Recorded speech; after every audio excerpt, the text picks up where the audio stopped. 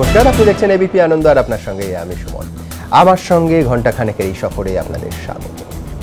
অভিযোগ, মারাত্মক অভিযোগ, এমন অভিযোগ যা গত 24 ঘন্টায় শুধু রাজ্য রাজনীতি নয়, জাতীয় রাজনীতি এবং আন্তর্জাতিক রাজনীতিতেও তোলপাড় ফেলে দিয়েছে। সমঝোতা, গোপন সমঝোতা। কাদের মধ্যে সমঝোতা? একদিকে তৃণমূল কংগ্রেস আর কংগ্রেসের জোট, আর অন্যদিকে জামাতে ইসলামী এবং বিএনপি। কোন সময়? 2011 সেই পাল্লা বদলের বিধানসভা নির্বাচনের আগে। মূল্য কি দিতে হলো? তৎকালীন প্রধানমন্ত্রী মনমোহন সিংহের সঙ্গে ঢাকা সফর বাতিল করলেন রাজ্যের মাননীয় মুখ্যমন্ত্রী এবং তিস্তা জলবন্টন চুক্তি নাকি রুখে দিলেন। ফল কি হলো বিধানসভায়? 75টি আসনের মধ্যে 32টিতে তৃণমূল কংগ্রেস এবং 13টিতে কংগ্রেস জয়ী হলো। তবে এ সমস্তই অভিযোগ, এবং অভিযোগ যার, তিনি রাজ্য স্তরের নয়, কেন্দ্রীয় স্তরের বিজেপি নেতা এবং পশ্চিমবঙ্গ রাজ্যের দায়িত্বপ্রাপ্ত সিদ্ধার্থনাথ সিংহ। আর সেই নিয়েই আমাদের এই বিতর্কের প্রথম অংশ। আমাদের আজকের প্রশ্ন, জামাতের হাত ধরে ক্ষমতায় মমতা, বিজেপির প্রচার নাকি বাস্তব? আবার একদিকে রয়েছেন বিজেপি নেতা প্রদীপ ঘোষ, অন্যদিকে রয়েছেন ফরওয়ার্ড ব্লক নেতা উদয়ন গুহ, আমার অন্য পাশে রয়েছেন দেবনারায়ণ সরকার অধ্যাপক এবং কংগ্রেস নেতা প্রাক্তন আইএএস সুখবিলাস বর্মা। আমরা প্রথমে যে অংশে ছিলাম, বিজেপির যে মারাত্মক অভিযোগ কার্যত আন্তর্জাতিক ক্ষেত্রেও হইচই ফেলে দিয়েছে, সেই অভিযোগ আপনাদের দেখাবো এবং তার সঙ্গে প্রতিক্রিয়া। দেখুন,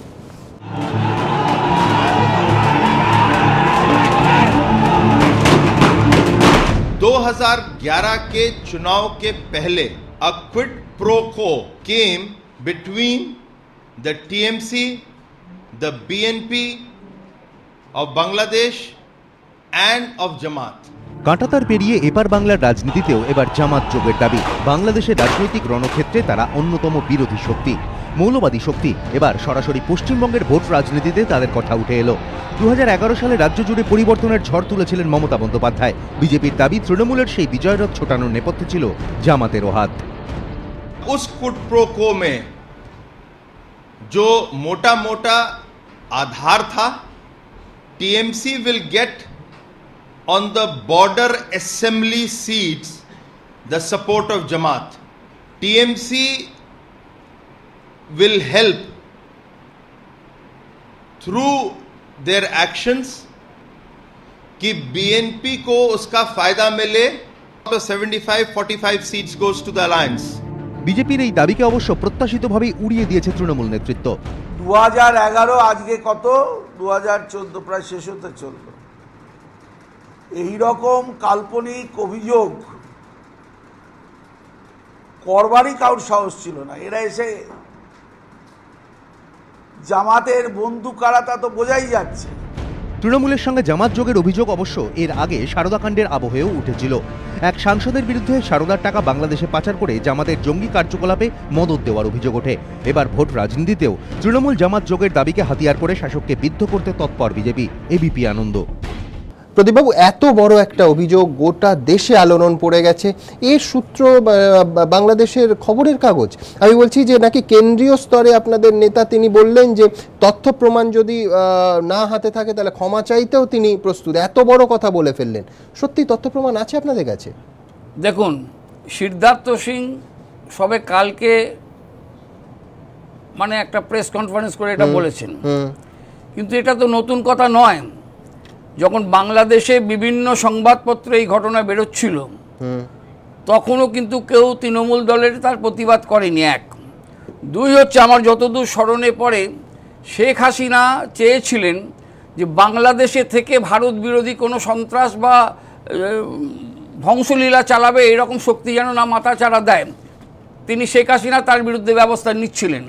শেখ হাসিনাকে বিএনপির সহযোগিতায় একটা শ্রেণী যারা ভারত বিদ্বেষী সাম্প্রদায়িক শক্তি, তারা চেয়েছিল ওখানে শেখ হাসিনা কমব্যাট করারও চেষ্টা করলেন, অপারেশন ক্র্যাকডাউন আমরা জানি, ওখানে শেখ হাসিনা হারুক। এবং আমার যদ্দূর ধারণা, ভারতবর্ষের কেন্দ্রীয় মন্ত্রিসভায় যখন প্রধানমন্ত্রী ছিলেন তৎকালীন আগের সদ্য মনমোহন সিং, তার কাছেও বাংলাদেশ সরকারের পক্ষ থেকে এই ব্যাপারে অভিযোগ জানানো হয়েছিল যে বাংলাদেশেও যেমন সন্ত্রাস কাজ চলছে ভারতের বিরুদ্ধে, তেমন পশ্চিমবাংলা থেকেও এই এক ধরনের সন্ত্রাসবাদীকে মদত করা হচ্ছে, তারা আসছে বাংলাদেশকে হারাতে। আপনি বলছেন যে যখন অপারেশন ক্র্যাকডাউন চলছে তখন ওখানে যে তারা খেলেন, যেসব জামাতি নেতারা, জামাতি সন্ত্রাসবাদীরা, তারা পশ্চিমবঙ্গে আশ্রয় নিল। নিশ্চিতভাবে, নাহলে এতদিন ধরে যে সমস্ত কাণ্ড কারখানা, না মানে সেটা আপনি বলছেন যে শাসক দলের জ্ঞানত, শাসক দলের জ্ঞানতি কি অজ্ঞানত নয়, কিন্তু ভারত পশ্চিমবাংলার শাসন ক্ষমতা চালাচ্ছে যে দল, তার আন্ডারে পশ্চিমবাংলা পুলিশ রয়েছে, গোয়েন্দা দপ্তর রয়েছে, সব কিছু রয়েছে। তারা কেন কিছু জানতে পারলেন না? বর্ধমানের কাণ্ডটা, ঘটনাটা ঘটবার পর থেকে সারা ভারতবর্ষ, সারা পৃথিবীতে আলোড়ন হচ্ছে, অথচ বারবার দেখেছি মমতা ব্যানার্জিকে তার পুলিশকে সমস্ত ব্যাপারে ক্লিন চিট এবং সার্টিফিকেট দেওয়ার জন্য। ফাইন, আমি এটা নিয়ে দেবকুমার বাবুর কাছে আসবো। অর্থাৎ প্রদীপবাবু যেটা বলছেন সেটা হচ্ছে একই বইয়ের দুটো পাতা, একটা হচ্ছে এই জামাতের ঘটনা, তাদের অভিযোগ, এবং আরেকটা পাতা হচ্ছে বর্ধমান বিস্ফোরণ। আপনার মনে হয় না দেবনারায়ণবাবু, এই নিয়ে আমরা আগেও কথা বলেছি, যে খাগড়াগড় কাণ্ডে যদি রাজ্য সরকার এনআইএ এর বিরোধিতা না করতো তাহলে এই সুযোগটা হতো না? এতটা যে সময় দিয়েছিলেন মাননীয় মুখ্যমন্ত্রী, 2রা অক্টোবরের ঘটনা, উনি 10ই অক্টোবর প্রথম, তাও কোথায় বললেন? ফেসবুকে। কি বললেন? জামাতের সন্ত্রাস বা সন্ত্রাসবাদী কার্যকলাপ নিয়ে না, যে কেন্দ্র সরকার ফেডারেল স্ট্রাকচার ধ্বংস করছে। আপনার মনে হয় না যে এইখানে অনেক স্ট্রং স্ট্যান্ডের মানে প্রত্যাশা করেছিল পশ্চিমবঙ্গের যে নাগরিকরা? না, এটা অত সিম্পলিফাই করলে চলবে না। আমি যে কথাটা বলছিলাম, আপনি যে কথাটা স্টার্ট করলেন, 75টার মধ্যে তৃণমূল 32টে বর্ডার এরিয়ায় এবং কংগ্রেস 13টা, তার মানে 45টে। আচ্ছা, আমি একটা কথা, বিএসএফ কার? কেন্দ্রীয় সরকারের। তাহলে হাজার হাজার বিএসএফ ছিল, তাদেরকে অ্যারেস্ট করুন, পরিষ্কার কথা। 1 নাম্বার 2, বামফ্রন্ট যার আমলে, সেই সময় তো তৃণমূল ছিল না, তৃণমূল পরে আসলো, তাহলে বামফ্রন্টের যারা শাসক আমলে এটা ইলেকশনটা হলো, তাহলে বামফ্রন্টের যারা শাসক তারাও এখানে অ্যারেস্টেড হওয়া উচিত, কারণ দেশদ্রোহিতা একটা মারাত্মক ব্যাপার। না, ওনার অভিযোগটা তো উল্টো, যে বামফ্রন্টদের হারাবেন বলে আপনারা জামাতের সঙ্গে হাত মিলিয়ে বামফ্রন্ট সরকারকে। ঠিকই, কিন্তু তা না, এত বড় একটা দেশদ্রোহিতা ব্যাপার ঢুকছে যেখানে বিএসএফ আছে, সমস্ত কিছু আছে, তাদেরকে, তার মানেটা কি? তাহলে আগে কেন্দ্রীয় সরকার নিজে দায়ী, সেখানে হাজার হাজার বিএসএফ আছে, তারা ওখান থেকে টপ করে এসে সেখানে ভোট দিয়ে গেল অত লোকগুলোকে, অথবা এখানে ভিতরে যদি থেকে থাকে, আপনাকে তো 100 বার আগেও বলেছি, আবার অনেক পত্রিকাও লেখা হয়েছে, এবিপি আনন্দর 1/14 মানে এ মাসের 1 তারিখও লেখা আছে, সীমান্ত সংলগ্ন জেলাগুলিতে দীর্ঘদিন ধরে সন্ত্রাসবাদের চাপ চলছে। স্বরাষ্ট্রমন্ত্রক বলেছে সিপিএম জামানত জঙ্গি অনুপ্রবেশ হাওলার মাধ্যমে অর্থ লেনদেনের ঘটনা সমানতালে চলেছে। প্রায় 25টি গোপন সন্ত্রাস মডিউল মালদা, মুর্শিদাবাদ ও বর্ধমানের মাদ্রাসাগুলিতে আড়ালে। আমি আপনাকে এখন সরকারকে যদি ঠিকই তো বলছেন, আপনি বলছেন যে 25টা জঙ্গি মডিউল তৈরি হয়েছে, বর্ধমান ব্লাস্টের পর তো আমরা দেখলাম যে 58টা, তো 25 থেকে 58 বৃদ্ধি। আমি তো বামফ্রন্ট, আমি তো অস্বীকার করছি না 25 থেকে 58 বৃদ্ধি, চোখটা বন্ধ ছিল না, চোখ বন্ধ তাহলে আগেও ছিল, প্রশ্ন না, চোখ বন্ধ কিন্তু না, চোখ বন্ধ সবাই দায়ী, এই কথা বললে হবে না, এই দায়িত্ব সবাইকে নিতে হবে, সেন্টারকে নিতে হবে তার নিজের বাড়ির থেকে। আপনি কি করে জানলেন না যে 25টা জঙ্গি মডিউল? তাহলে সেন্টারও তো, আমি বলছি 25টা জঙ্গি মডিউলে চোখ বন্ধ করে, তাহলে বলেই মানুষ আসছে না, বিএসএফ এর কাছ থেকে আসছে হাজার হাজার বিএসএফ আছে। শুনুন, একটা রাজ্যের সমস্যাটা না, যেখান থেকে আসছে হাজার হাজার সেন্ট্রাল পোক, তাহলে সেই লোকগুলোকে আগে অ্যারেস্ট করা হোক। এক রাজ্য সরকারের না, সমস্যা আগে থেকে একটা সাংস্কৃতিক সমস্যা। আপনি সাজিদ আদালতে দাঁড়িয়ে কি বললো? আমি বাংলাদেশে অপরাধ করেছি, আমি পশ্চিমবঙ্গে আশ্রয়। না, তাহলে আসছে কি করে? মানে ট্রেন্ড, আপনি বলছেন ট্রেন্ড, ফাইন, উদাহরণবাবু আপনি বলুন। দুটো দিক, এই কয়েনের, এই মুদ্রার পরিষ্কার দুটো দিক। এক হচ্ছে আপনাদের সময় ছিল, আপনারা চোখ বন্ধ করেছিলেন, এবং আমি সিদ্ধার্থনাথ সিং এর অভিযোগটাকে যদি অভিযোগ হিসেবে ধরি, সেটা হচ্ছে যে আপনাদের সরকার উৎখাত করার জন্য এই তৃণমূল এবং কংগ্রেসের জোট এবং বিএনপি এবং জামাতে ইসলামীর বোঝাপড়া হয়েছে। বাবু কি বলেছিল?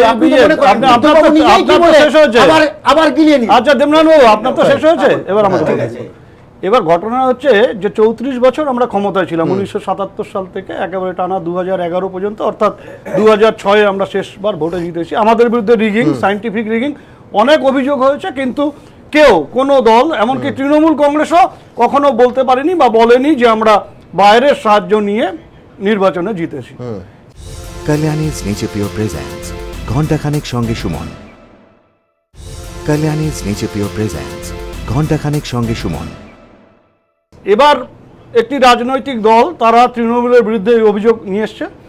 আমি এ ব্যাপারে কোনো মন্তব্য করব না, কারণ আমার পক্ষে বলা সম্ভব না যে 2011 সালের নির্বাচনে জামাতের হাত ধরে তৃণমূল কংগ্রেস ভোটে জয়ী হয়েছে। তবে আমি এ কথা 100 বার বলবো যে শুধুমাত্র লক্ষ্য ছিল মুখ্যমন্ত্রিত্বের গদি, শুধুমাত্র লক্ষ্য ছিল রাইটার্স বিল্ডিং, তার জন্য বিভিন্ন সময় অনেক শুভ ও অশুভ শক্তির সাথে তিনি হাত মিলিয়েছেন।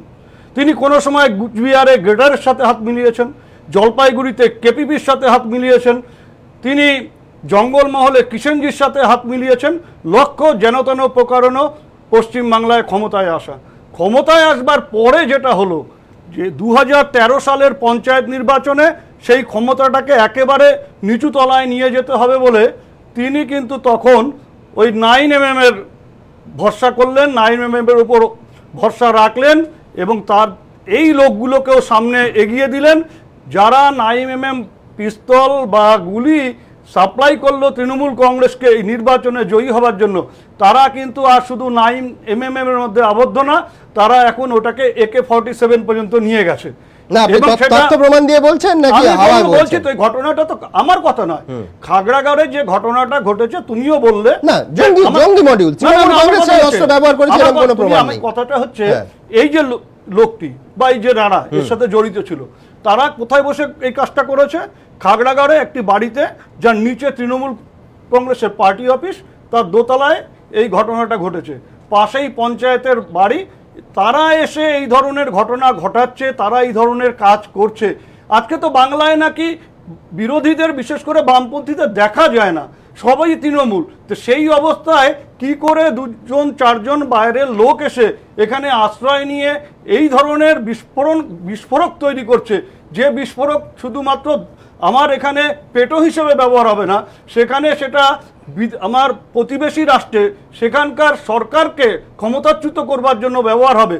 সেটা করবার জন্য একটি সরকারের সাহায্য না থাকে। খাগড়াগড় কাণ্ডের ঘটনা বলছেন, খাগড়াগড় কাণ্ড কিন্তু চোখে আঙুল দিয়ে দেখিয়ে দিল যে জামাতি রাজনীতি, জামাতি জঙ্গি বাহিনী, জামাতে ইসলামীর যে জঙ্গি সংগঠন, সেটা এখন আর সীমান্ত পারের বা সীমান্তের কাছাকাছি বিষয় নয়, সেটা একেবারে আমাদের রাজ্যের ভেতরে ঢুকে এসেছে, আমাদের রাজ্যের আইন শৃঙ্খলার সরাসরি চ্যালেঞ্জ করছে এবং গোটা দেশেরও। বিজেপির অভিযোগ, বাংলাদেশের মৌলবাদী সংগঠন জামাতে ইসলামী সাহায্য নিয়ে পশ্চিমবঙ্গ বাংলাদেশ সীমান্ত এলাকার অধিকাংশ বিধানসভা আসনে জিতেছিল তৃণমূল জোট। অনেকে অবশ্য বলছেন বাংলাদেশের কট্টরপন্থীরা তো শুধু আর সীমান্তেই সক্রিয় নয়, তারা একেবারে পশ্চিমবঙ্গের ভেতরেও ঢুকে পড়েছে। এর জ্বলন্ত উদাহরণ খাগড়াগড় বিস্ফোরণে।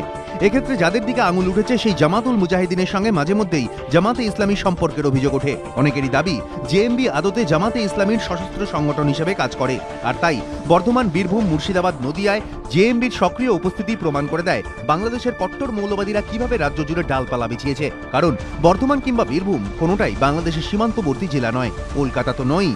গোয়েন্দা সূত্রে খবর, বাংলাদেশ থেকে ভারতে এসে প্রথম এই শহরেই মেটিয়াবুরুজে ঘাঁটি গেড়েছিল বিস্ফোরণে মৃত শাকিল।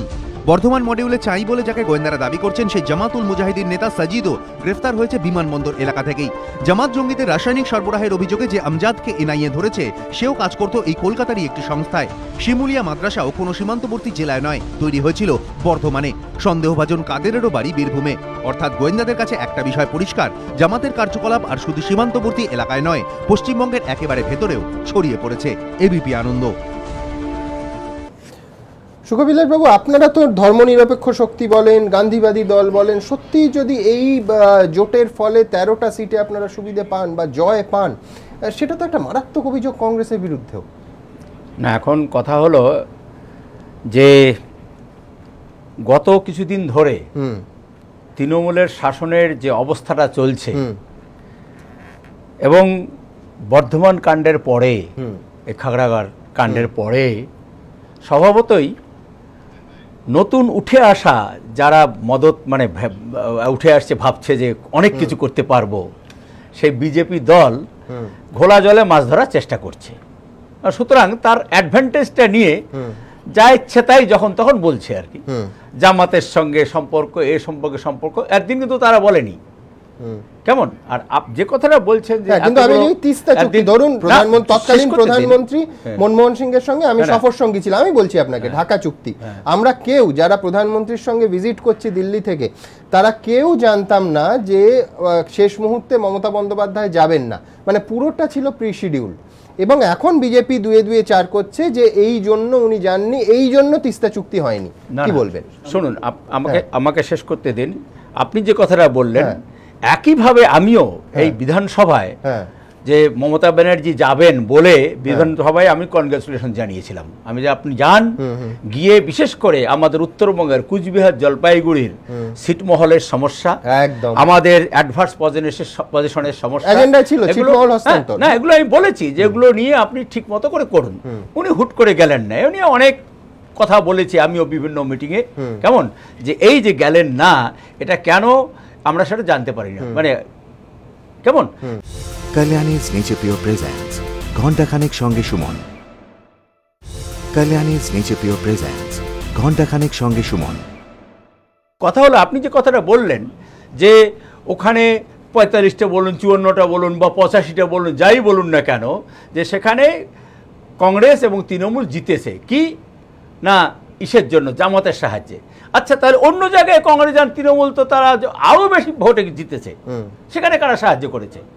আসলে ওই যে জোটটা ছিল সেখানে কংগ্রেসের শক্তি এবং তৃণমূলের শক্তি একসঙ্গে হয়েছিল, মানে জামাতের সঙ্গে কোনো জামাত কে জানতো তখন? জামাত নিয়ে জামাত হয়তো, শুনুন আমি প্লিজ, জামাত হয়তো আপনার যে নাশকতামূলক কাজ হয়তো তারা গোপনে গোপনে করছিল, এবং পরবর্তীকালে যেটা খাগড়াগড়ে দেখা গেল, কেমন, কিন্তু এর সঙ্গে ইলেকশনের কোনো সম্পর্ক ছিল না। ইলেকশনের কোনো সম্পর্ক। তিস্তা চুক্তি এবং ছিটমহল হস্তান্তর, এই দুটি ইস্যুতে কিছুদিন আগে এই স্টুডিওতে এই অনুষ্ঠানে এসেছিলেন বাংলাদেশের আওয়ামী লীগের এক নেতা। তিনিও বলছিলেন যে বাংলাদেশের মানুষ এবং রাজনীতিবিদরা কতটা হতাশ হয়ে পড়েছিলেন তিস্তা চুক্তি সম্পন্ন না হওয়ায়। আমি সেই কথায় আসবো, কিন্তু তার আগে দ্রুত একবার দেখে নেব সেই অংশ। বছর তিনেক আগের কথা, তখন এপার বাংলায় সদ্য ক্ষমতায় এসেছেন মমতা বন্দ্যোপাধ্যায়। ওপার বাংলায় বিএনপি এবং জামাতের কড়া আন্দোলনের মুখে ক্ষমতায় টিকে থাকতে মরিয়া লড়াই চালাচ্ছেন শেখ হাসিনা। সে সময় তার অত্যন্ত প্রয়োজন ভারতের সঙ্গে দুটি চুক্তি, এক তিস্তা জলবন্টন চুক্তি, দুই ছিটমহল হস্তান্তর চুক্তি। এমন সময় তৎকালীন প্রধানমন্ত্রী মনমোহন সিংহের সঙ্গে মমতা বন্দ্যোপাধ্যায়ের বাংলাদেশ সফরের খবরে প্রবল উৎসাহ উদ্দীপনা পদ্মা পারে। কারণ বহু প্রতীক্ষিত দুই চুক্তি স্বাক্ষরিত হলে বাংলাদেশের মানুষ লাভবান হবে, শক্ত হবে হাসিনার হাত, সবকিছু চূড়ান্ত। কিন্তু কার্যত শেষ মুহূর্তে বেঁকে বসলেন মমতা বন্দ্যোপাধ্যায়। দিল্লিতে বিনা মেঘে বজ্রপাতের মতো প্রধানমন্ত্রীর দপ্তর জানতে পারল বাংলাদেশ সফরে যাবেন না মমতা। কিন্তু কারণ কি? রাজ্য সরকারের তরফে দাবি করা হলো জাতীয় নিরাপত্তা উপদেষ্টা মুখ্যমন্ত্রীর সঙ্গে বৈঠকে যে প্রতিশ্রুতি দিয়েছিলেন তিস্তা চুক্তির চূড়ান্ত খসড়ায় তা মানা হয়নি। প্রধানমন্ত্রী অবশ্য স্পষ্ট করে বলতে পারেননি মুখ্যমন্ত্রীর বাংলাদেশ না যাওয়ার কারণ কি। I really don't know what political and what official mean. I was in touch with Mamta ji for quite some time. অগত্যা মমতার অনুপস্থিতিতে অধরা থেকে যায় বাংলাদেশের স্বপ্নের তিস্তা জলবন্টন চুক্তি। সেই থেকে বিরোধীরা বারবার প্রশ্ন তুলেছে, কেন শেষ মুহূর্তে চুক্তি থেকে সরে এসেছিলেন মমতা?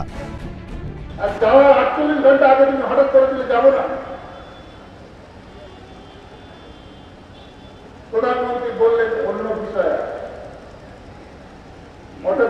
ব্যাপার না, অন্য বিষয়। পরবর্তীকালে শেখ হাসিনার আওয়ামী লীগও বারবার জানিয়েছে তিস্তা চুক্তি না হওয়ায় তারা বিপাকে পড়েছিল। তো সেই ভারতের সঙ্গে আমরা একটা এগ্রিমেন্ট করতে পারলাম না আওয়ামী লীগ ক্ষমতা থেকে, তার পরবর্তীতে জনগণের কাছে ভোট চাইতে গেলে জনগণ ভোট দেবে কি করে? এমন একটা পরিস্থিতি তৈরি হয়েছিল যে এই পরিস্থিতি আমরা যদি কাভার করতে না পারতাম তাহলে আমরা পাওয়ারই রিগেইন করতে পারতাম না। তার মানে আলটিমেটলি তৃণমূলের সেই সময়কার ভূমিকার কারণে বাংলাদেশে আওয়ামী লীগের ক্ষমতায় ফিরে আসার মানে পরিস্থিতিটাই নষ্ট হয়ে গিয়েছিল। এখন জামাতের সঙ্গে তৃণমূলের আঁতাতের অভিযোগ তুলে 3 বছর আগে না হওয়া তিস্তা জলবন্টন চুক্তির রহস্যকেই ফের উস্কে দিয়েছে BJP. Whether this quid pro quo made Mamta Banerjee to drop out at the 11th hour in the delegation led by then Prime Minister Manmohan Singh to Bangladesh. গত 3 বছরে তিস্তা দিয়ে বয়ে গিয়েছে হাজার হাজার কিউসেক জল, কিন্তু এখনো বিরোধীদের একটাই প্রশ্ন, কি কারণে 3 বছর আগে কার্যত শেষ মুহূর্তে বাংলাদেশ সফর বাতিল করেছিলেন মমতা বন্দ্যোপাধ্যায়? এবিপি আনন্দ।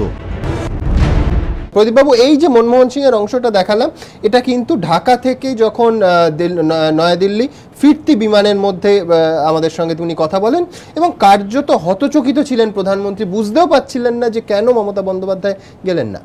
আপনি সঙ্গে ছিলেন, একটা কথা পরিষ্কার, বাংলাদেশের মানুষ যেমন আশাহত হয়েছিলেন, এপার বাংলার মানুষ নয় ভারতবর্ষের সমস্ত মানুষ আশাহত হয়েছিলেন, সুখবিলাস দ্বারা ভীষণভাবে আশাহত হয়েছিলেন।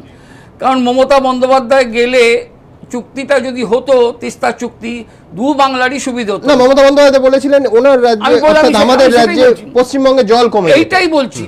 কলকাতার রাস্তা দিয়ে কোনো অনেক বড় ব্রিক্সওয়ার যাচ্ছে, 40টা 50টা ওয়ার্ডকে সেই ব্রিক্সওয়ার ফিট করেন নিকাশি জল, বা জলের মেন আসছে সেই পলতা থেকে, অনেকগুলো মিউনিসিপ্যালিটি পেরিয়ে কলকাতায় আসছে। কোনো মিউনিসিপ্যালিটি বলতে পারে আমি এটা বন্ধ করে দিলাম, আমার এরিয়া দিয়ে যেতে দেবো না, এটা হতে পারে না। পৃথিবীর কত সমুদ্র, কতগুলো রাষ্ট্র পেরিয়ে যাচ্ছে, কোনো একটা রাষ্ট্র সেটা বন্ধ করে দিতে পারে না। অতএব এটা কোনো খেয়ালখুশি ব্যাপার নয়, আইন মানে আন্তর্জাতিক আইন। আমি একটা প্রশ্ন করতে চাইছি, ইমরান বলে একজন মানুষকে সংসদে পাঠালেন মমতা বন্দ্যোপাধ্যায়, তার বিরুদ্ধে তো অভিযোগ আছে জামাতের সঙ্গে তার আগেই যোগাযোগ ছিল, সেটা কেন পরিষ্কার হচ্ছে না? কেন তৃণমূল দল পরিষ্কার করছে না? মশিউর রহমান উনি বলেই দিয়েছেন সেই যোগাযোগটা প্রমাণ করতে পারেননি। আমের বক্তব্য দ্বিতীয়। ফারাক্কার অবস্থা আজকে কোথায়? ফারাক্কা চুক্তির ফলে আজকে হলদিয়া 3 থেকে 4 মিটার এসছে, যা ছিল 12 মিটারে। মনে করে দেখো, না না নিশ্চয়ই আজকে কোথায় ভুগছি, হলদিয়া বন্দরটা কোথায় ছিলাম? আপনি ও বললে হবে না, উত্তরবঙ্গে তিস্তা বললে হবে, সমস্ত ঠিক আছে। কুস্তা কোথা থেকে আসছে? সিকিম থেকে। সেখান থেকে কিভাবে ইলেকট্রিসিটি বাদ তৈরি করে কিভাবে উত্তরবঙ্গ থেকে আসছে, তার একটা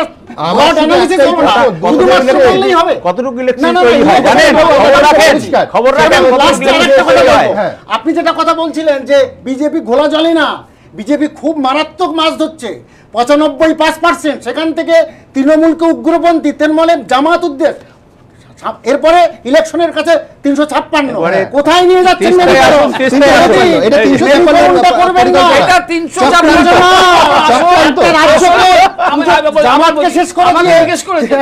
তৃণমূল দল আস্তে আস্তে নিজের পায়ের তলায় মাটি ক্ষয়ে যাচ্ছে এবং যেন তেন প্রকারেণ ক্ষমতায় থাকবার জন্য যা কিছু করতে আমি মাছ ছেড়ে জলে আসবো। এই যে দুটো রাষ্ট্রে নদী বিশেষজ্ঞরা আছে, সেই কমিটির রিপোর্ট তো তা বলছে না।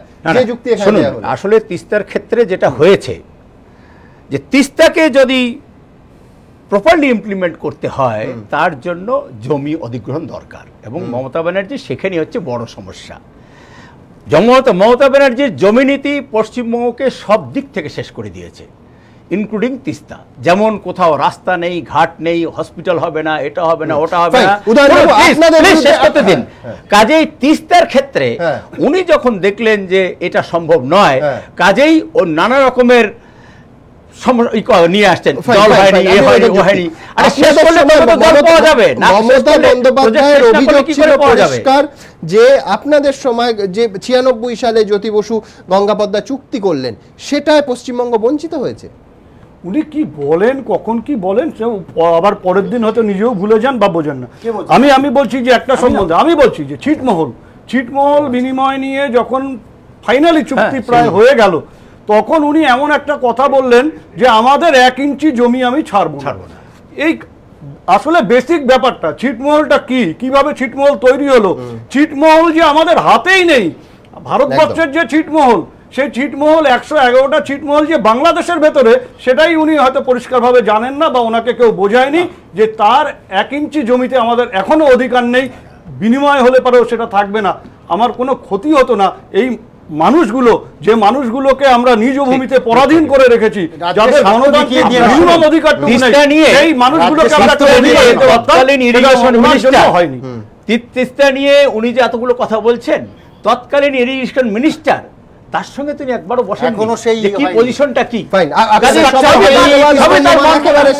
এই পর্বের বক্তারা ঠিক কি বললেন এক নজরে দেখা পাবেন।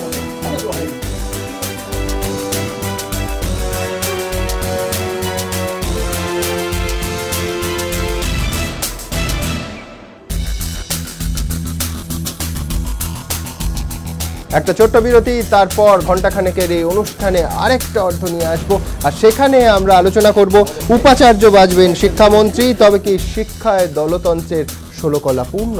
ছোট্ট বিরতির পর সঙ্গে Kalyani's Nature Pure presents ঘণ্টাখানেক সঙ্গে Suman. Kalyani's Nature Pure presents ঘণ্টাখানেক সঙ্গে সুমন। এতদিনে সংশয়বাদীদের একটা জুৎসই জবাব দিতে পেরেছে তৃণমূল কংগ্রেসের সরকার। শিক্ষায় দলতন্ত্রের মুক্তি ঘটবে এই আশা বহুদিন বিলীন হয়েছে, কিন্তু যারা ভাবছিলেন যে দলতন্ত্র কায়েমের প্রক্রিয়ায় একটা চক্ষুলজ্জা রাখা হবে, সেই সংশয়বাদীদের মুখে কার্যত এবার ঝামা ঘষে দিয়েছে এই সরকার। কেন? তাই নিয়ে এই বিতর্ক। আমাদের আজকের বিষয়, উপাচার্য বাঁচবেন শিক্ষামন্ত্রী, তবে কি শিক্ষায় দলতন্ত্রের ষোলকলা পূর্ণ? আমার একদিকে রয়েছেন আনন্দমোহন মুখোপাধ্যায়, প্রাক্তন উপাচার্য, বিদ্যাসাগর বিশ্ববিদ্যালয়, আছেন বিমল শঙ্কর নন্দ, অধ্যাপক। অন্যদিকে রয়েছেন অচিন্ত বিশ্বাস, প্রাক্তন উপাচার্য, গৌড়বঙ্গ বিশ্ববিদ্যালয়, আছেন শ্রুতিনাথ প্রহরাজ, অধ্যাপক। কিন্তু তার আগে যে প্রশ্ন আমাদের এই বিতর্কের আহ্বান জানিয়েছেন, যে প্রশ্নে আমাদের এই বিতর্কের অবতারণা, দেখব সেই প্রশ্ন। নবান্ন সূত্র খবর, রাজ্যের 17টি বিশ্ববিদ্যালয়ের উপাচার্য নিয়োগের ক্ষেত্রে ফের একবার আইনে সংশোধনী আনতে পারে রাজ্য সরকার। বিরোধীদের আশঙ্কা, সেই সংশোধনীর মাধ্যমে উপাচার্য নিয়োগের প্রক্রিয়ার ওপর পুরোদস্তুর নিয়ন্ত্রণ কায়েমের পথে হাঁটতে পারে তারা। প্রশাসনিক সূত্র খবর, প্রস্তাবিত সংশোধনীর খসড়ায় বলা হয়েছে আচার্য ও শিক্ষামন্ত্রীর ঐকমত্যের ভিত্তিতেই উপাচার্য নিয়োগ হবে। যাদেরকে শিক্ষাবিদদের একাংশের দাবি, এই সংশোধনী পাশ হয়ে গেলে রাজ্য সরকারের অমতে কাউকে বিশ্ববিদ্যালয়ের উপাচার্য পদে বসাতে পারবেন না রাজ্যপাল তথা আচার্য। বর্তমানে উপাচার্য নিয়োগের জন্য 3 সদস্যের সার্চ কমিটি 3 জনের নাম আচার্যর কাছে পাঠান, তার থেকে একজনকে উপাচার্য পদে বেছে নেন আচার্য। নবান্ন সূত্রে খবর, এক্ষেত্রেও পরিবর্তন আনার কথা ভাবছে সরকার। প্রস্তাবিত সংশোধনীর খসড়ায় বলা হয়েছে উপাচার্য নিয়োগের জন্য সার্চ কমিটি 3 সদস্যের নামের তালিকা তৈরি করবে, কিন্তু আচার্যের কাছে না পাঠিয়ে তা পাঠানো হবে রাজ্য সরকারের কাছে। উপাচার্য পদে নিয়োগপত্র দেওয়ার জন্য এই 3 জনের থেকে একজনের নাম বেছে নিয়ে আচার্যর কাছে পাঠাবেন শিক্ষামন্ত্রী। শিক্ষামন্ত্রী অবশ্য মৌখিকভাবে জানিয়েছেন প্রস্তাবিত সংশোধনীর খসড়ায় ভুল হয়েছে, তাই এতেও ফের বদলের সম্ভাবনা। সেক্ষেত্রে উপাচার্য বাছাইয়ের জন্য সার্চ কমিটি যে 3 জনের নাম সরকারের কাছে পাঠাবে, তাদের প্রত্যেকের নামই রাজ্যপালের কাছে পাঠাবেন শিক্ষামন্ত্রী। কিন্তু রাজ্যপাল বর্তমানে চাইলেই যেভাবে 3 জনের মধ্যে নিজের পছন্দের ব্যক্তিকে উপাচার্য পদে নিয়োগ করতে পারেন, সংশোধনী পাশ হয়ে গেলে তা আর সম্ভব হবে না। কেননা যাকেই বাছাই করতে হবে সেই নামে শিক্ষামন্ত্রীরও সায় থাকতে হবে, এমনটাই মত শিক্ষাবিদদের একাংশের। শিক্ষামহল সূত্র খবর, এখন সার্চ কমিটি যে 3 জনের নাম পাঠায় তার মধ্যে সাধারণত প্রথম নামটি বেছে নেন রাজ্যপাল। যেমন যাদবপুর বিশ্ববিদ্যালয়ের উপাচার্য অভিজিৎ চক্রবর্তী, আবার এর ব্যতিক্রমও আছে। রবীন্দ্রভারতী বিশ্ববিদ্যালয়ের উপাচার্য সব্যসাচী বসু রায় চৌধুরী, তার নাম সার্চ কমিটির পাঠানো তালিকায় প্রথমে না থাকলেও তাকে উপাচার্য পদে বেছে নিয়েছেন রাজ্যপাল। কিন্তু সরকার যে সংশোধনী আনতে চাইছে বলে সূত্রের খবর, তাতে রাজ্যপালের এই স্বাধীনতা আর থাকবে না বলেই মনে করছে শিক্ষা মহলের একাংশ। কৃষ্ণেন্দু অধিকারী, এবিপি আনন্দ, কলকাতা। দ্রুত একবার কথা বলে নেব, আমাদের নিউজ রুমে আছে আমাদের প্রতিনিধি কৃষ্ণেন্দু অধিকারী। কৃষ্ণেন্দু, তোমার কাছে জানতে চাইবো, এই খবর আজ সকালে সামনে আসার পর নানা মহল থেকে রাজনৈতিক নানা প্রতিক্রিয়া পাওয়া যাচ্ছে, তো এই মুহূর্তে এই প্রস্তাবিত খসড়া ঠিক কি আকারে আছে? কোনো সংশোধনীর সম্ভাবনা রয়েছে?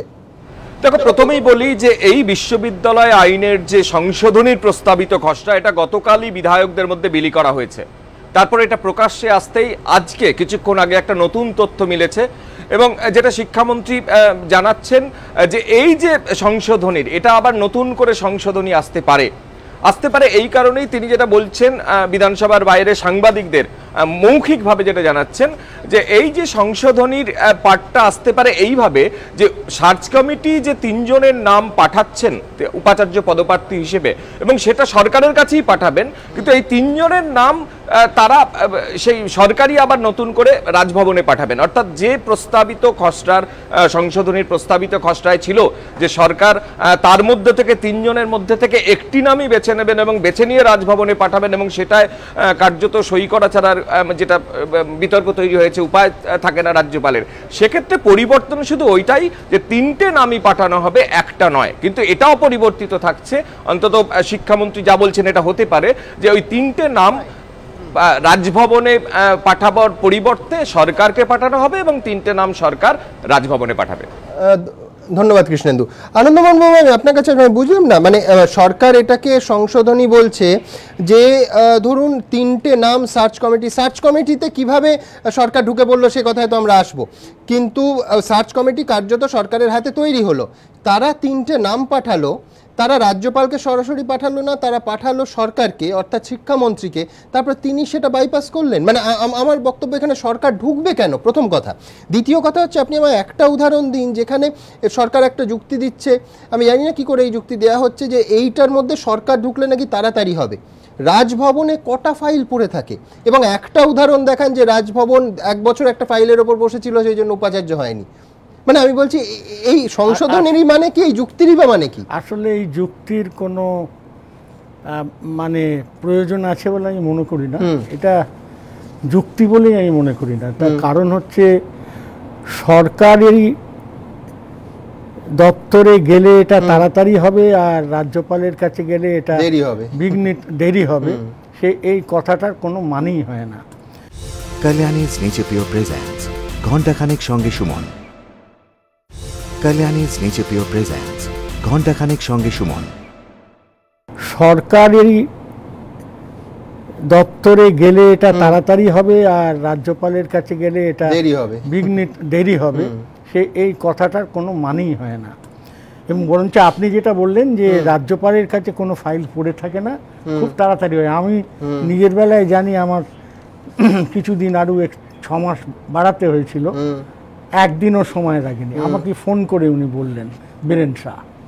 আমার কাছে পুরো ব্যাপারটাই কিন্তু খুব মনে হয়েছে অপ্রয়োজনীয়, কারণ এই সরকার যখন আসে তাদের দৃষ্টিভঙ্গিটা প্রথমে কি ছিল যে আমরা নিরপেক্ষভাবে প্রকৃত শিক্ষাবিদ, প্রশাসনিক কাজে দক্ষ এরা মানুষকে উপাচার্য করব, এবং সেইভাবে ইউজিসির প্রতিনিধি, রাজ্যপালের প্রতিনিধি এবং শিক্ষা দপ্তরের প্রতিনিধি এই নিয়ে এরা শুরু করলেন। এবং তখন যে উপাচার্যরা নির্বাচিত যেভাবে হয়েছেন সেই ক্ষেত্রে দেখা গেল সরকারের নিজেদের পছন্দ মতো উপাচার্য হচ্ছে না, তখন তারা ইউজিসির মনোনীত সদস্যের ব্যাপারটাও তুলে দিতে চায়। এবং সেই সময় যে যুক্তিটা হলো যে ইউজিসির থেকে নাম পাঠাচ্ছে না দেরিতে, এবং ওরাও পাঠাতে খুব একটা উৎসাহ নিচ্ছে না। আমি ইউজিসিতে বরাবর যাই, আমি কথাবার্তা বলেছিলাম, বললো নেভার। এবং ধরুন সৌভিক ভট্টাচার্য, আমি বলছি সৌভিকের ক্ষেত্রে যে জিনিসটা, বা আমি বলছি সব্যসাচী বসু রায়চৌধুরী রবীন্দ্র ভারতীর, বা ধরুন অজয় রায় বেসুর, এরা তো কেউ প্রথম পছন্দ ছিল না সরকারের। অর্থাৎ মাননীয় রাজ্যপাল তখন নারায়ণন ছিলেন, তিনি তার বিচার বুদ্ধি প্রয়োগ করে হয়তো 2 বা 3 নম্বর নামে তার সহমতটা দিয়েছেন। এখানে কিন্তু সেটা হওয়ার কোনো সুযোগ নেই না, মানে তাকে শিক্ষামন্ত্রীর সঙ্গে সহমত হয়ে নামটি, আমার বাক্যটাই তাই। আমার যেটা বক্তব্য যে এই ধরনের সরকারিকরণ উপাচার্য নিয়োগের ক্ষেত্রে অপ্রয়োজনীয়। আমি নিজে কেন্দ্রীয় সরকারের বিশ্ববিদ্যালয়ের সার্চ কমিটিতে আমি ফাংশন করেছি, সেখানে নিয়মটা কি এটা জানা দরকার প্রত্যেকের।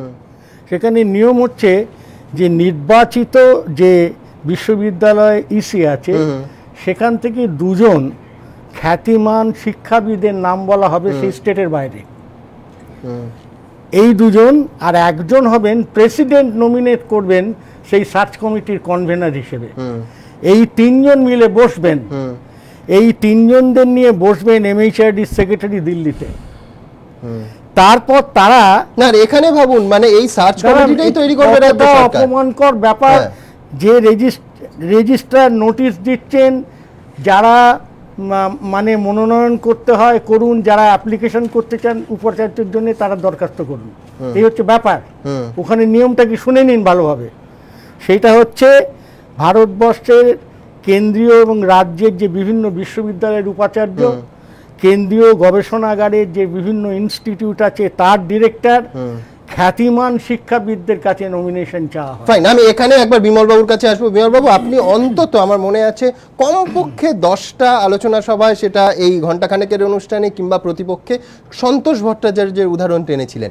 আজকে এই ব্যবস্থায় তো সন্তোষ ভট্টাচার্যের নামটা 3 নম্বরে ছিল, আপনি জানবেন। এখানে কোনো সন্তোষ ভট্টাচার্য হওয়ার কারোর সুযোগ নেই। তার কারণ হচ্ছে যে এখানে আপনি প্রথম বাক্যটাতেই আছে যে শিক্ষামন্ত্রীর সঙ্গে একমত হতে হবে। মানে আমি বলছি এটা পুরোটাই তো সরকারিকরণ হলো। একটু আগে কৃষ্ণেন্দু যেটা বললো সেটা যদি হয় তাহলে নিশ্চয়ই আমাদের এই আলোচনাটা আবার অন্যরকম হয়ে যায়, কারণ শিক্ষামন্ত্রী সেই লিস্টটাকেই পাঠিয়ে দেবেন আচার্যের কাছে, তিনি একটা পাঠাবেন না। কৃষ্ণেন্দু তো তাই বললো। না ফাইন, কিন্তু আমার দুটো প্রশ্ন কিন্তু একই রয়ে গেল। এক হচ্ছে যে কমিটি তৈরি করলো রাজ্য সরকার, সার্চ কমিটি, এবং দুই হচ্ছে যে সরকারের মধ্যখানে ঢোকার কারণটাই কেন, শিক্ষামন্ত্রী কেন ঢুকবেন? আমি যদি বলি যদি তিনটে নামই সোজা রাজ্যপালের কাছে যায়, সেখানে সরকার কেন ঢুকবে? শিক্ষাবিদদের একাংশের দাবি, উপাচার্য নিয়োগে দলতন্ত্র কায়েমের জন্য মমতা বন্দ্যোপাধ্যায়ের সরকার যেভাবে একের পর এক নিয়ম বদল করছে তাতেই বোঝা যাচ্ছিল তারা কি চায়। তৃণমূল ক্ষমতায় আসার পর উপাচার্য নিয়োগে তৈরি হয় সার্চ কমিটি। কমিটিতে ছিলেন আচার্য তথা রাজ্যপালের প্রতিনিধি, ইউজিসির প্রতিনিধি, বিশ্ববিদ্যালয়ের কোর্ট বা সেনেটের প্রতিনিধি। সার্চ কমিটি 3টি নাম রাজ্যপালের কাছে পাঠায়। শিক্ষাবিদদের একাংশের বক্তব্য, সংশ্লিষ্ট বিশ্ববিদ্যালয়ের কোর্ট বা সেনেটের প্রতিনিধিদের মত সাধারণত রাজ্য সরকারের পছন্দের প্রার্থীর পক্ষেই যায়। সেক্ষেত্রে আচার্য ও ইউজিসির প্রতিনিধি অন্য কোনো প্রার্থীকে বাছাই করলে সেক্ষেত্রে সরকারের পছন্দের প্রার্থীর উপাচার্য হওয়া হতো না। এরপর থেকেই শুরু হয় ধারাবদল। 2012 সালে প্রথমবার বিশ্ববিদ্যালয় আইনে সংশোধনী এনে ঠিক হয় সার্চ কমিটিতে ইউজিসির প্রতিনিধির পরিবর্তে থাকবে রাজ্য সরকারের প্রতিনিধি। এর ফলে আচার্য তথা রাজ্যপালের প্রতিনিধি রাজ্য সরকারের পছন্দের নামের বিরোধিতা করলেও 2-1 ভোটে সেই নাম সম্ভাব্য উপাচার্যের তালিকায় ঢুকে যেত। শিক্ষাবিদদের একাংশের দাবি, এতেও খুশি হয়নি রাজ্য সরকার। তাই উপাচার্য বাছাইয়ের ক্ষেত্রে যাতে একজনও রাজ্য সরকারের পছন্দের প্রার্থীর বিরোধিতা না করেন তা নিশ্চিত করতেই ফের আইনে সংশোধন আনা হয়। ঠিক হয় উপাচার্য নিয়োগের জন্য সার্চ কমিটিতে আচার্য তথা রাজ্যপালের প্রতিনিধিও মনোনীত হবেন শিক্ষামন্ত্রীর পরামর্শের মধ্যে দিয়ে। কিন্তু সূত্রের খবর, সর্বশেষ যে সংশোধনী আনার কথা ভাবছে সরকার তাতে প্রথমত সরাসরি রাজ্যপালের কাছে নাম পাঠাতে পারবে না সার্চ কমিটি, পাঠাতে হবে শিক্ষামন্ত্রীর মাধ্যমে। দ্বিতীয়ত, শিক্ষামন্ত্রী একমত হলে তবেই কাউকে উপাচার্য পদে বেছে নিতে পারবেন আচার্য তথা রাজ্যপাল। এতে গোটা প্রক্রিয়ার ওপর দলতন্ত্র পুরোপুরিভাবে আরোপ হবে বলেই দাবি বিরোধীদের। কৃষ্ণেন্দু অধিকারী, এবিপি আনন্দ, কলকাতা। আপনার এই প্রশ্নটাই অত্যন্ত গুরুত্বপূর্ণ, সেইটাই উত্তর দিচ্ছি যে সত্যি রাজ্য সরকার বা সরকার কেন ঢুকবে। আমি একজন অনেক পুরনো এমএলএর কাছ থেকে শুনেছিলাম, উনি হাওড়ার একটি কলেজে আমার কলিগ ছিলেন যখন আমি ওখানে পড়াতাম। উনি একটা গল্প বলেছিলেন, বিধান রায় যখন মুখ্যমন্ত্রী ছিলেন তখন একজন অধ্যাপক কলকাতা বিশ্ববিদ্যালয়ে তাকে বলেছিলেন যে স্যার নেক্সট উপাচার্য বাছাইয়ের ব্যাপারে আপনার সঙ্গে কথা বলতে চাই। তো উনি বলেছিলেন তো সেই ব্যাপারে আমার সঙ্গে কথা বলার দরকার কি, যত আপনারা ঠিক করবেন, আমি সেখানে কেন ঢুকবো। সুতরাং এই ছিল একটা অ্যাপ্রোচ, কিন্তু সেই অ্যাপ্রোচ আমরা পরবর্তীকালে আর রাখতে পারিনি। এখন আমি কাউকে ছোট করছি না, বড় করছি না, কিন্তু এটা ঠিকই যে সংবাদ মাধ্যমে অন্তত এমন কিছু শব্দ হয়েছিল, এবং শুধু উপাচার্য নয়, আমি উপাচার্যের ক্ষেত্রে অনেক বিখ্যাত মানুষরা, স্যারের মতো মানুষরাও তার উপাচার্য হয়েছেন, তাদের যোগ্যতা নিয়ে প্রশ্ন করার ধৃষ্টতা আমার অন্তত নেই, কিন্তু এমন অনেক অ্যাপয়েন্টমেন্ট হয়েছিল উপাচার্য ছাড়াও, সেগুলো নিয়ে শুধু নাম শুনলেই অস্বস্তি হতো। আমি সব বুঝলাম, আমি আপনার কাছে শুধু এইটুকু আমি জানতে চাইবো, সেটা হচ্ছে যে এই 3 জনের মধ্যে যার নামটা মাননীয় রাজ্যপাল বাছবেন সেটা শিক্ষামন্ত্রীর সঙ্গে সহমতের ভিত্তিতে। মানে আমি বলছি যে মানে এটা সম্পূর্ণভাবে লেখা আছে যে উনি ইচ্ছা মতো, ওনার ইচ্ছে হলো সন্তোষ ভট্টাচার্য 3 নম্বর নাম উনি বাঁচলেন, সেটা পারবেন না। ঠিক যেমন ভাবে মানে আমি বলছি আমাদের দেখতে হবে, কারণ আজকে কৃষ্ণেন্দু যেটা বললো এটা আবার একটা সংশোধনী আসছে, যদি এটা আবার সংশোধিত হয় আমাদের আলটিমেটলি দেখতে হবে। কিন্তু এই পয়েন্টটা আপনার গুরুত্বপূর্ণ, এবং সরকার কৃষ্ণেন্দু যা বললো তাতে একজনটা 3 জন হচ্ছে, কিন্তু বিষয়টা তো একই রয়ে যাচ্ছে। তাই কিন্তু প্রশ্ন তাহলে সরকার এই প্রক্রিয়া কেন থাকবে, এই প্রশ্নটা নিয়ে আমাদের আলোচনা করা যেতে পারে। এবং তাহলে আপনি সৌভিক ভট্টাচার্যকে পাবেন না, মানে আমি কারণ নাম আলোচনা না আমি এই জন্যই আলোচনা না করতে। এবং আপনি সব্যসাচী বসু রায়চৌধুরীকে ইয়েতে রবীন্দ্রভারতীর ভিসি তাকে পাবেন না, তার নাম 1 নম্বরে ছিল না। আপনি পাবেন না বেসুর ভিসি অজয় রায়। কি জানেন তো একটা কথা বলি, সেটা হচ্ছে রাজনৈতিক দল বা সরকার মানে আসলে একটি রাজনৈতিক দল, তাদের থাকা হয়, সেটা নয় কিন্তু এটা হয়ে যায় আলটিমেটলি। সেইটা না থাকলে সবচেয়ে ভালো হতো। কিন্তু একটা কথা হচ্ছে, আপনি তো একটা ট্র্যাডিশন একদিনে তৈরি করে ফেলতে পারেন। এটা ঠিকই, এই সরকার যখন প্রথম এসেছিল শিক্ষাক্ষেত্রে বেশ কিছু গুরুত্বপূর্ণ প্রস্তাব ছিল, যেরকম ছাত্র রাজনীতি বা শিক্ষক রাজনীতি বা এই যে উপাচার্য নিয়োগ বা অন্যান্য নিয়োগ সম্পর্কে তাদের কিছু বেশি নির্বাচনী প্রতিশ্রুতির অংশ ছিল, যেটা দেখে মানুষ ভোট দিয়েছে। এটাও ঠিক যে এই সময়ে বিভিন্ন ইউনিভার্সিটিতে অন্তত একাধিক অ্যাপয়েন্টমেন্ট আমি জানি অত্যন্ত ফেয়ার অ্যাপয়েন্টমেন্ট হয়েছে, যেটা আমি অন্তত 10 বছর আগেও ভাবতে পারতাম না এরকম অ্যাপয়েন্টমেন্ট হয়েছে। সেটা কিন্তু হয়েছে, অস্বীকার করার উপায় নেই। আপনি যদি চান আমি নাম দিতে পারি, নাম না দেওয়াটাই ভালো। বিশেষত প্রেসিডেন্সি ইউনিভার্সিটিতে আপনাকে কিছু অ্যাপয়েন্টমেন্ট দেবো। আমার এইখানেই বলিনি, কট্টর এসএফআই এর বা সিপিএম এর পার্টি মেম্বারও সেখানে ইলেক্টেড হয়েছে, which was unthinkable. Acceptable in the previous regime, আমি সেটা বলছি না, কিন্তু এইটা নিয়ে একটা বিতর্ক হতে পারে। সত্যি সরকারের ভূমিকা থাকা উচিত কি উচিত নয়, তবে একটা ট্র্যাডিশনকে দীর্ঘদিন ধরে চলে আসা ট্র্যাডিশনকে সন্তোষ ভট্টাচার্যের ট্র্যাডিশনকে ব্রেক করতে চাইবেন, আরো বেশি করে যাতে সন্তোষ ভট্টাচার্যের নাম 3 নম্বরে না থাকে সে ব্যবস্থা করে দিলেন। আমি অচিন্ত বাবুর কাছে একদম সিম্পল একটা কথা জানতে চাইবো, সেটা হচ্ছে যে এটার সঙ্গে তো রাজনীতির সরাসরি কোনো যোগ নেই। মানে আমি বলছি কেন এই বিলটাকে 4 বার আনতে হচ্ছে, কেন এত সংশোধনী দিয়ে আনতে হচ্ছে? মানে আমি বলছি যে শুধু উদ্দেশ্যটা তো পরিষ্কার যে ভিসিটি হবে আমার নিজের লোক, এর বাইরে তো আর কিছু নয়। মানে আমি বলছি যে যেরকম যাদবপুরে আমি করেছি, ধরুন 17টা বিশ্ববিদ্যালয়ের ভিসির যদি 3টে নিজের লোক না হয়, তাতে তো 2016 মমতা বন্দ্যোপাধ্যায় রাজ্যপাঠ উল্টে যাবে না, তাহলে এই পাগলামি কেন? একান্তভাবে রাজনৈতিক ব্যাপার, কিন্তু আমার নিজের কাছে যেগুলো খুব সন্দেহের জায়গা তৈরি হচ্ছে সেটা হলো পশ্চিমবঙ্গ যিনি শাসন করছেন বা যারা শাসন করছেন তাদের মধ্যে একজন বিদেশি বিশ্ববিদ্যালয় থেকে সর্বোচ্চ ডিগ্রি পেয়েছেন বলে আমরা শুনেছিলাম, আর এখন যিনি শিক্ষামন্ত্রী তিনি খুব কাছাকাছি সময় একটা বিশ্ববিদ্যালয় থেকে উচ্চতম ডিগ্রি পেয়েছেন। সুতরাং তাদের শিক্ষা এবং উচ্চশিক্ষা সম্পর্কে ধারণা সম্পর্কে আমার উচ্চ ধারণা আছে। সুতরাং তারা এরকম ধরনের কোনো কিছু করবেন যাতে পশ্চিমবঙ্গের শিক্ষাক্ষেত্রে খুব মৌলিক পরিবর্তন হয়ে যায়, অধঃপতন হয়, এটা বোধহয় নিশ্চয়ই তারা ভাবছেন না। তারা অন্য কোনো দিক থেকে বিষয়টাকে ভাবছেন। বিষয়টা কি আমার নিজের কাছে মনে হচ্ছে একেবারে বিশ্বস্ত লোকের সংখ্যা কমে যাচ্ছে। বিশ্বস্ত লোকের সংখ্যা কমে যাচ্ছে বলে তাদের কিন্তু এক ধরনের মানে এক ধরনের ভয় কাতরতা জন্ম নিচ্ছে। কিন্তু আমি বলছি সেই ভয় থেকেই এরকম ধরনের বিশ্বাসযোগ্য ভিসি কি সার্ভ করতে পারেন দলকে? বিশ্বাসযোগ্য ভিসি অশিক্ষক কর্মচারীদের চাকরির ব্যবস্থা করতে পারেন, বিশ্বস্ত ভাইস চ্যান্সেলর স্থানীয় কন্ট্রাক্টরের সঙ্গে যুক্তি করে কিছু কিছু উন্নয়নমূলক কার্যকলাপে সাহায্য করতে পারেন যাতে স্থানীয় কন্ট্রাক্টরদের উন্নতি হয় এবং অন্য আরও অনেকেরই উন্নতি হয়, এতে উচ্চশিক্ষার উন্নতি নিশ্চয়ই হয়। আর বিশ্বস্ত উপাচার্য নিশ্চিতভাবে তাদের অশিক্ষক কর্মচারী আমি মূলত বলেছি, এবং অন্য কতকগুলো জায়গায় তারা কিন্তু স্লিপ সংস্কৃতি চালাতে পারেন, এবং এইটা আমাদের রাজ্যে অনেক দিন ধরে চলছে। এটা কিন্তু এই 3.5 বছরের সরকার করেছেন এরকম নয়, অধঃপতনটা অনেক দিন থেকে হচ্ছে। কিন্তু আমরা যারা গত সরকারের রাজনৈতিক অবস্থান বিশেষ করে শিক্ষাক্ষেত্রে অন্যায় অনুপ্রবেশকে বিরোধিতা করেছি, তাদের মনের মধ্যে একটা ভাবনা ছিল যে নতুন সরকার এলে এই রকম আনহোলি নেক্সাস কিংবা বলা যেতে পারে ইন্টারফিয়ারেন্স ওভার এডুকেশন থাকবে না। কিন্তু যত দিন যাচ্ছে ততদিন আমরা লক্ষ্য করছি ব্যাপারটা আরও ক্রুড, ব্যাপারটা আরও কি বলবো একেবারে সবাইকার সামনে উঠে আসা কদর্যতায় পরিণত হচ্ছে। এতে খুব বেদনা হচ্ছে, খুব খারাপ লাগছে, কিন্তু এটা এইভাবে বলা ছাড়া আর কোনো জায়গা খুঁজে পাচ্ছি না। সুধীরদা একটা জিনিস বলুন, সেটা হচ্ছে অচিন্তবাবু বলছেন যে ওনার একটা আশা ছিল, কিন্তু আরাবুল ইসলাম যে রাজ্যের কলেজের পরিচালন সমিতির সভাপতি, সেখানে এই আশাবাদ কি বাড়াবে না?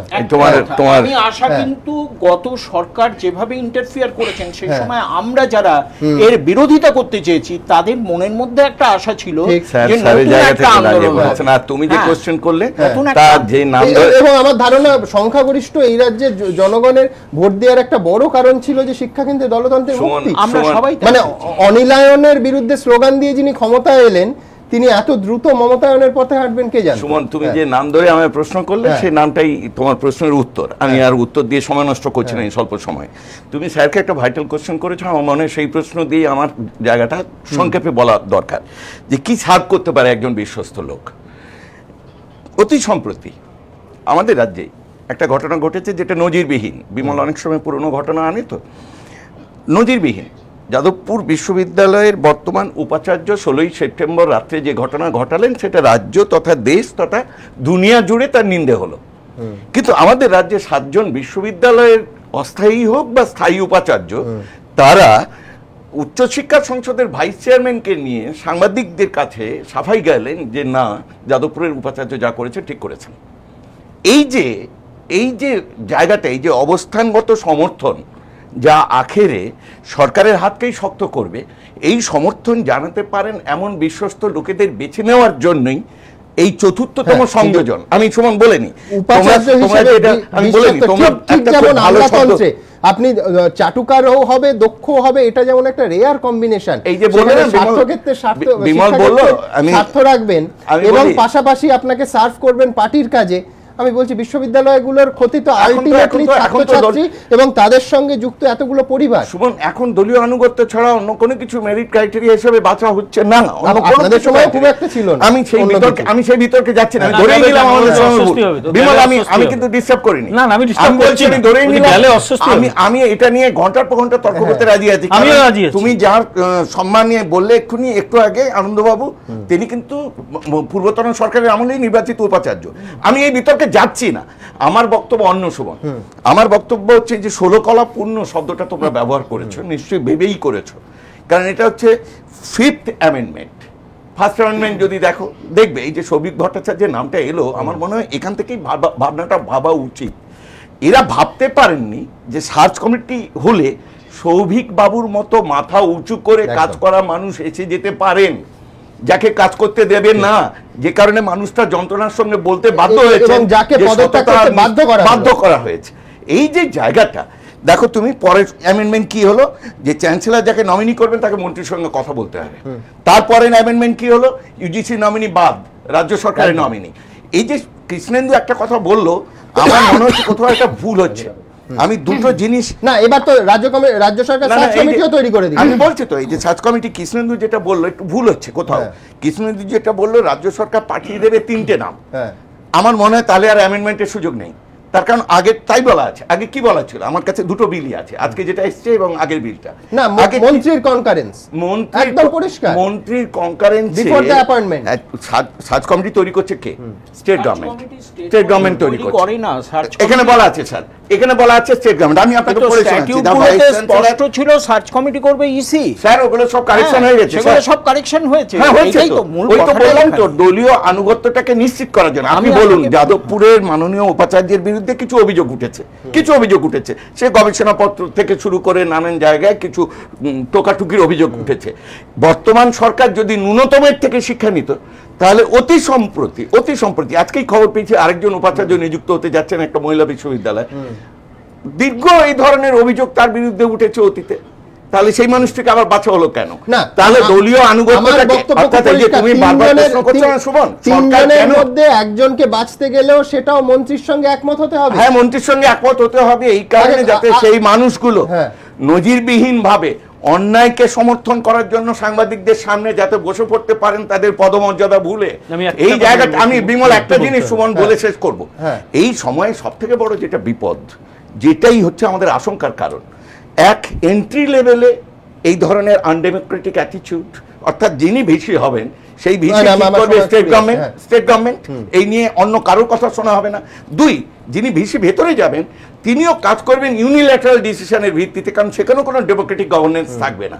এটাই হচ্ছে এই মুহূর্তে এই সময় অনেক ডেমোক্রেটিক গভর্নেন্স তো দেখেছি, কারণ শিক্ষা জগতে অনেক দিনই দেখে পেলাম। এই সময় অ্যাপয়েন্টমেন্ট বলে তো তুমি এই সময় অ্যাপয়েন্টমেন্ট বলে তো আমি তো একটা কথা বলি, হয়তো পছন্দ হবে না বিশ্ববিদ্যালয় বিমল, বর্ধমান বিশ্ববিদ্যালয়ে অতি সম্প্রতি একটি সাবজেক্টে একজনকে নিয়োগ করা হয়েছে, আমি সাবজেক্টটা বলছি না, যিনি নিযুক্ত হয়েছেন তার নিরাপত্তার খাতিরে, তিনি মাধ্যমিকের 3rd ডিভিশন, উচ্চ মাধ্যমিকের 3rd ডিভিশন, গ্র্যাজুয়েশনে বিলো 50%, শুধু মাস্টার ডিগ্রিতে 60% নম্বর। নাম জানতে চাও তুমি? তাহলে আমি বলবো, আমি এরকম নাম জানি, এর আগে তুমি দাঁড়িয়ে বলো তো, তুমি দায়িত্ব নিয়ে বলবে 50% পাইনি, তাকে ইউনিভার্সিটিতে ঢোকানো হয়েছে, কম্পার্টমেন্ট ছিল কলকাতার পাশে ইউনিভার্সিটি। শ্রুতিকে শুধু জানার সূত্রে বলি যে যখন বিভিন্ন প্রিন্সিপালরা যখন বামফ্রন্টকে ভোট দেওয়ার জন্য লিফলেট বার করতেন, তখন একবারও প্রশ্নটা করেনি যে আপনি ওই পোস্টে থেকে এটা করবেন না। এরকম কিছু লিফলেট আমার কাছেও রয়েছে, যখন এটা করতেন তখন মনে হয়নি। আর একটা লাস্ট লাইন, শুধু আরাবুলের কথা কেন বলেন? ওই কলেজে আরাবুলের আগে গভর্নিং বডি প্রেসিডেন্ট কি কোনো অক্সফোর্ডের ডিগ্রিধারী ছিলেন? সেইটা আগে বলুন, তারপরে না, সেটা আরাবুলকে জাস্টিফাই করে না। আজকে মেডিকেল স্টুডেন্ট থেকে শুরু করে এভরিওয়্যার মেরিটটা কোথায় গেল? এর জন্য তো বাংলার একটা সর্বনাশ হয়ে গেছে। মানুষ কি বিচার পাবে? কেন চেঞ্জ করা যাবে না? চেঞ্জ তখনই করা যায় সুশাসনটা সম্বন্ধে যার ধ্যান থাকে। তৃণমূল ক্ষমতায় এলে শিক্ষা ব্যবস্থা চলবে নিরপেক্ষভাবে, এমন প্রতিশ্রুতি দিয়ে ক্ষমতায় এসেছিলেন মমতা বন্দ্যোপাধ্যায়। ক্ষমতায় আসার পরও তার গলায় শোনা গিয়েছে দলতন্ত্র মুক্ত শিক্ষার কথা। কি আপনাদের মাথায় দিব্যি দিয়েছিল সাধারণ মানুষকে না নিয়ে আসতে? শুধু সিপিএম ক্যাডাররা চ্যান্সেলর হবে, ভাইস চ্যান্সেলর হবে, প্রিন্সিপাল হবে, হেডমাস্টার হবে, সব মানুষ কি বাণিজ্য জলে ভেসে এসছে নাকি? কিন্তু যে মমতা বন্দ্যোপাধ্যায় শিক্ষায় দলতন্ত্র আরোপের জন্য সিপিএমকে দুষতেন, এখন তার বিরুদ্ধে শিক্ষার মমতায়নের অভিযোগে সরব বিরোধীরা। অনেকেরই প্রশ্ন, উপাচার্য নিয়োগের বর্তমান পদ্ধতি তো পুরোদস্তুর সরকারি নিয়ন্ত্রণ কায়েম করছে, তাহলে কেন ফের সংশোধনের ভাবনা? শিক্ষা মহলের একাংশের দাবি, উপাচার্য বাছাইয়ে আচার্য তথা রাজ্যপালের বিন্দুমাত্র হস্তক্ষেপের সুযোগ যাতে না থাকে তা সম্পূর্ণভাবে নিশ্চিত করতেই এই উদ্যোগ। বর্তমানে সার্চ কমিটির তালিকায় 1 নম্বরে না থাকা কাউকে উপাচার্য হিসেবে বেছে নেওয়ার স্বাধীনতা রাজ্যপালের রয়েছে। সব্যসাচী বসু রায়চৌধুরীর ক্ষেত্রে তা দেখা গিয়েছে। সূত্রের খবর, ঠিক একইভাবে কলকাতা বিশ্ববিদ্যালয়ের সুরঞ্জন দাস ও বেসুতে অজয় রায় নিয়োগপত্র পান আচার্য তথা রাজ্যপালের তৎপরতায়, তার একান্ত সিদ্ধান্তে। কিন্তু আইনে যে পরিবর্তন সরকার আনতে চাইছে বলে সূত্রের খবর, তাতে আর এই স্বাধীনতাটুকুও রাজ্যপালের হাতে থাকবে না বলেই মনে করছে শিক্ষা মহলের একাংশ। কৃষ্ণেন্দু অধিকারী, এবিপি আনন্দ, কলকাতা।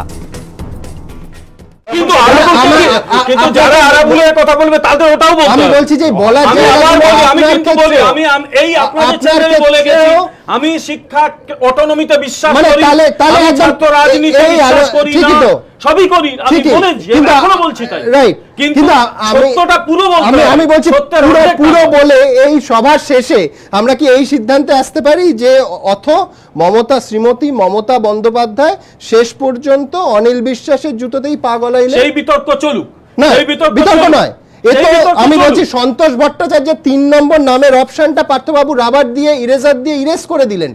আর তো কোনো সন্তোষ ভট্টাচার্যকে আমরা পাবো না। মানে আপনারও অসুবিধা হবে যে সন্তোষ ভট্টাচার্য বিমল বাবুও দিতে পারবেন না।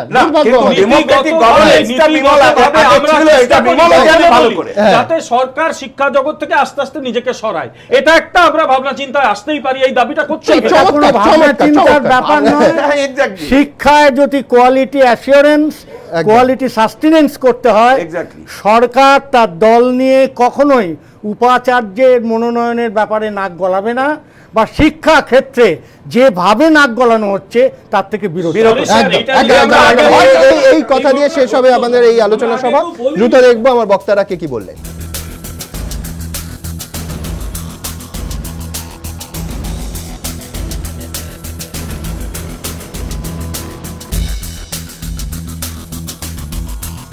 আপনাদের সবাইকে ধন্যবাদ। আপনাদের সঙ্গে আবার দেখা হবে আগামীকাল ঠিক রাত 8টায় ঘণ্টাখানেকের এই অনুষ্ঠান নিয়ে। সবাই ভালো থাকবেন।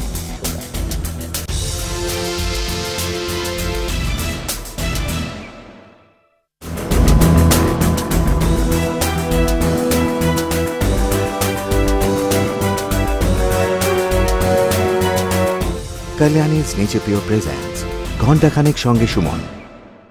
নিবেদন করছে nature pure refined rice brand oil, আপনার হার্টের সত্যিকারের বন্ধু। Powered by hitech smartphones, be amazingly smart. সহযোগী নিবেদক বিবেকানন্দ হসপিটাল দুর্গম, a super specialty hospital with trauma care and heart institute এবং TPS north Kolkata. Admissions open for pre-nursery to class 8.